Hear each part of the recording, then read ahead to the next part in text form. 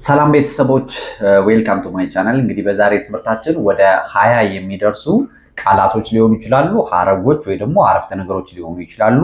ዴይ ቱ ዴይ በየቀኑ የምንጠቀማቸው ቀላል አገላልጾችን አሳያችኋለሁ ማለት ነው። ስለዚህ እስከ መጨረሻው አብራችሁን ቆዩ። እንጀምር።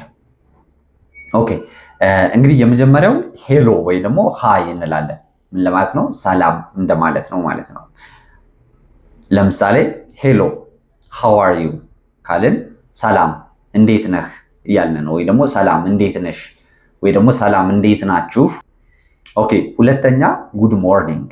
ጉድ ሞርኒንግ እንደምን አደርክ፣ እንደምን አደርሽ፣ እንደምን አደራችሁ ለማለት እንጠቀምበታለን። ለምሳሌ ጉድ ሞርኒንግ ቲቸር፣ እንደምን አደርክ መምህር፣ እንደምን አደርሽ መምህር፣ መምህርት ወይ ደግሞ እንደምን አደሩ መምህር ለማለት እንጠቀምበታለን ማለት ነው። ኦኬ ሶስተኛ ታንክ ዩ ነው። ታንክ ዩ ታንክ ዩ። ኦኬ አመሰግናለሁ ማለት ነው። ለምሳሌ ታንክ ዩ ፎር ዘ ኮፊ፣ ታንክ ዩ ፎር ዘ ኮፊ፣ ለቡናው አመሰግናለሁ፣ ለቡናው አመሰግናለሁ እያላችሁ ይሆናል ማለት ነው። አራተኛ ፕሊዝ እንላለን። ፕሊዝ እባክህ፣ እባክዎ ማለት ይሆናል ማለት ነው። ያው ለወንድ እባክህ፣ ለሴት እባክሽ፣ ለብዙ እባካችሁ፣ ክብር ከተፈለገ ደግሞ ጠቅለል አድርጋችሁ ማለት ነው እባክዎ ለማለት ይሆናል። ለምሳሌ ዋተር ፕሊዝ ካላችሁ እባክህ ውሃ፣ እባክሽ ውሃ እያላችሁ ነው ማለት ነው። ኦኬ አምስተኛ ኤክስኪውዝ ሚ እንላለን። ኤክስኪውዝ ሚ ብዙ ጊዜ የሰውን ትኩረት ለማግኘት ነው። ይቅርታ ብለን የሆነ መንገድ ላይ ሊሆን ይችላል፣ ሰዎች ትኩረታቸውን ለማግኘት ስንፈልግ ኤክስኪውዝ ሚ እንላለን። ለምሳሌ እና ይቅርታ ማለት ነው። ለምሳሌ ኤክስኪውዝ ሚ ዌር ኢዝ ዘ ባትሩም እንላለን። ይቅርታ መታጠቢያ ቤቱ የት ነው ማለት ስትፈልጉ ኤክስኪውዝ ሚ ዌር ኢዝ ዘ ባትሩም ትላላችሁ ማለት ነው። ኦኬ ስድስተኛ ጉድ ባይ ወይ ደግሞ ባይ ልትሉ ትችላላችሁ። መቼ? ደህና ሁን፣ ደህና ሁኚ፣ ደህና ሁኑ ማለት ስትፈልጉ ማለት ነው። ስለዚህ ጉድ ባይ ሲ ዩ ቱሞሮ ትላላችሁ። ለምሳሌ ጉድ ባይ ሲ ዩ ቱሞሮ፣ ደህና ሁኑ፣ ነገ እንገናኝ፣ ነገ እንገናኛለን ስትሉ ይሆናል ማለት ነው። ኦኬ እንግዲህ በሌላ በኩል ደግሞ ራሳችን ማስተዋወቅ ስንፈልግ የምንጠቀማቸው ፍሬዞች አሉ። ሁሌም እንደ ቃል ሳይሆን የምናውቃቸው እነዚህ እንደ ፍሬዝ ማለት ነው። ያው የስብስብ ያለ ሀሳቦችን ምንገልጽበት ማለት ነው። ለምሳሌ ማይ ኔም ኢዝ ትላላችሁ። ምን ማለት ነው? ስሜ ብላችሁ ለመናገር ማለት ነው። ስሜ እስጢፋኖስ ነው፣ ስሜ አበበ ነው፣ ስሜ ከበደ ነው እያላችሁ ለመናገር ማይ ኔም ኢዝ ብላችሁ ስማችሁን ትናገራላችሁ። ስሜ ዳሽ ነው እያላችሁ ነው ማለት ነው። ለምሳሌ ማይ ኔም ኢዝ አበበ ካላችሁ ስሜ አበበ ነው ይሆናል ማለት ነው። ስምንተኛ የመጣችሁበትን ሀገር ስትናገሩ አይ አም ፍሮም ብላችሁ ዳሽ የመጣችሁበትን ሀገር ማለት ነው። አም ፍሮም የመጣሁት ከዳሽ ነው። እንግዲህ ዳሹ ላይ ሀገራችሁን ታስገባላችሁ ማለት ነው። አም ፍሮም ኢትዮጵያ፣ አም ፍሮም ኢትዮጵያ ከኢትዮጵያ ነው የመጣሁት እያላችሁ ይሆናል ማለት ነው። እሺ ዘጠነኛ የምትኖሩበትን ቦታ ለመናገር ማለት ነው። አይ ሊቭ ኢን ብላችሁ የምትኖሩበትን ቦታ ትናገራላችሁ። አይ ሊቭ ኢን ብላችሁ የምኖረው ዳሽ ውስጥ ነው፣ የምኖረው ዳሽ ውስጥ ነው እያላችሁ ነው። የምኖረው ዳሽ ውስጥ ነው። ስለዚህ አይ ሊቭ ኢን አዲስ አበባ ካላችሁ እኔ የምኖረው ወይ ደግሞ የምኖረው አዲስ አበባ ውስጥ ነው እያላችሁ ይሆናል ማለት ነው። አይ ሊቭ ኢን አዲስ አበባ።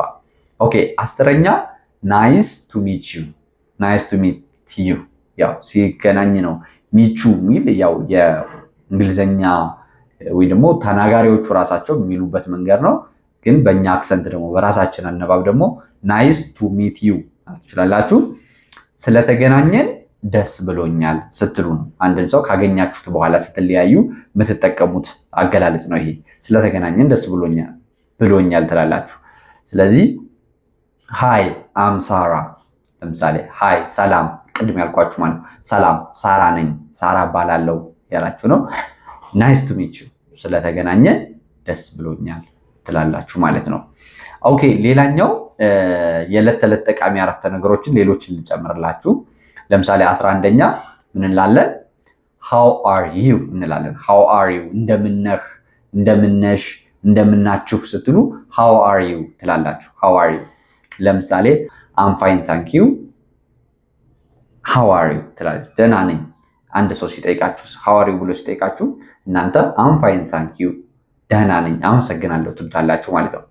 12ኛ ያልገባችሁ ነገር ሲኖር ማብራሪያ ስትፈልጉ ማለት ነው። ሰዎች ስትማሩ ሊሆን ይችላል፣ የሆነ ስታወሩ ሊሆን ይችላል። የሆነ ያልገባችሁ ነገር ሲኖር ምን ትላላችሁ? I don't understand ትላላችሁ። አልገባኝም፣ አልተረዳሁትም እያላችሁ ነው ማለት ነው። አልገባኝም ነው። ስለዚህ ምን ልትሉ ትችላላችሁ? I don't understand can you explain to me አልገባኝም ልታብራራልኝ ትችላለህ እያላችሁ ነው ማለት ነው። ኦኬ 13ኛ can you repeat that can you repeat that ልትደግምልኝ ትችላለህ ትላላችሁ። አንዳንዴ ላትሰሙት ትችላላችሁ በጥራት ወይ ደግሞ ላትረዱት ትችላላችሁ አንዳንዴ። ስለዚህ can you repeat that ትላላችሁ። ስለዚህ ልትደግምልኝ ትችላለህ፣ ልትደግሚልኝ ትችያለሽ ማለታችሁ ነው ማለት ነው። ስለዚህ sorry can you repeat that ይቅርታ ልትደግምልኝ ትችላለህ እያላችሁ ይሆናል ማለት ነው። ኦኬ 14ኛ ይሄ ነገር በእንግሊዘኛ ምን ይባላል ማለት ስትፈልጉ how do you say dash in English dash የምትሏት ያቺ ያልገባችሁ ነገር ነው። how do you say dash in English በእንግሊዘኛ ይሄ ምን ይባላል ስትሉ ነው። በእንግሊዘኛ ምን ይባላል? ለምሳሌ how do you say ውሃ in English አሁን ውሃ በእንግሊዘኛ ምን ይባላል ማለት ስትፈልጉ how do you say ትላላችሁ። ከዛ ውሃ in English how do you say ትሉና ያን የአማርኛውን ቃል ውሃ in English ትላላችሁ ማለት ነው። ኮሜንት ላይ እንደውም እንደዚህ ብላችሁ የሆነ አማርኛን ቃል እንደዛ ብላችሁ ላኩልኝ፣ ለሁላችሁ መልስላችኋለሁ ትርጉሙን ማለት ነው። ስለዚህ how do you say ውሃ in English ትላላችሁ። እንግዲህ answer water ብሎ ይመልስላችኋል ማለት ነው በዚህ ኬዝ። ኦኬ 15ኛ እርቦኛል ወይ ደግሞ ራበኝ ስትሉ am hungry ትላላችሁ። I am hungry ትላላችሁ። እርቦኛል can I eat መብላት እችላለሁ። am hungry እርቦኛል ያላችሁ ነው ማለት ነው። 16ኛ ሲደክማችሁ I am tired ትላላችሁ። am tired ትላላችሁ። ደክሞኛል ማለት ነው። I want to sleep am tired መተኛት ፈልጋለሁ ደክሞኛል ያላችሁ ነው ማለት ነው። ኦኬ 17 where is the ብላችሁ ዳሽ ትላላችሁ። ለምሳሌ የሆነ ነገር ማወቅ የሆነ ቦታ ሲጠፋባችሁ where is the dash ስለዚህ ዳሹ ላይ የጠፋባችሁ ነገር ትናገራላችሁ ማለት ነው። የሆነ ነገሩ ለምሳሌ ቤቱ፣ ሽንት ቤቱ፣ የሆነ ከተማው፣ ሀገሩ ምንም ሊሆን ይችላል። የሆነ ቦታውን ማግኘት ስትፈልጉ where is the ብላችሁ the ዳሹ ላይ ትከቱታላችሁ። ለምሳሌ where is the ታክሲ የት ነው እያላችሁ ነው ማለት ነው። where is the ሆስፒታሉ የት ነው እያላችሁ ነው ማለት ነው። ስለዚህ የሆነ ነገር የት ነው ስትሉ where is the ብላችሁ ያን ነገር ትጠሩታላችሁ ማለት ነው። ሌላኛው ዋጋ ስትጠይቁ ነው። 18ኛ how much is this ትላላችሁ። ስንት ነው ይሄ ስትሉ ነው ማለት ነው። ስንት ነው ዋጋ። ስለዚህ how much is this book ይሄ መጽሐፍ ስንት ነው እያላችሁ ይሆናል ማለት ነው። ሌላኛው አዎ ወይ ደግሞ አይ ስትሉ yes ወይ ደግሞ no ትላላችሁ ማለት ነው። yes ወይ ደግሞ no ትላላችሁ። ምንም ስትጠየቁ አዎ ስትሉ yes፣ no ስትሉ አይ ስትሉ no ትላላችሁ ማለት ነው። የመጨረሻው እርዳታ ስትፈልጉ ነው። እርዱኝ ወይ ደግሞ እርዳታ ብላችሁ ስትጮሁ ምን ትላላችሁ? help me ትላላችሁ።